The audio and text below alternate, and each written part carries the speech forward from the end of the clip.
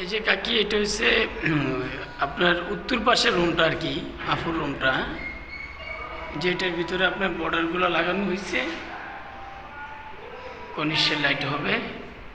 আর এই যে মাঝখানে একটা ত্রিভুজ সিস্টেম থাকবে আর কি, এই যে কনিশ।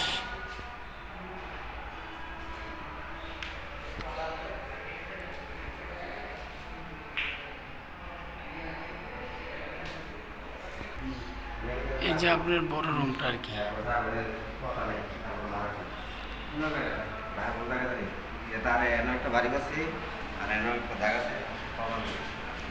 এই যে আপনার এই যে এই রুমটার কাজ চলতেছে, এটা ওই মাঝখানে রুমটার মতন হবে, চারিদিকে ফিতা লাইট।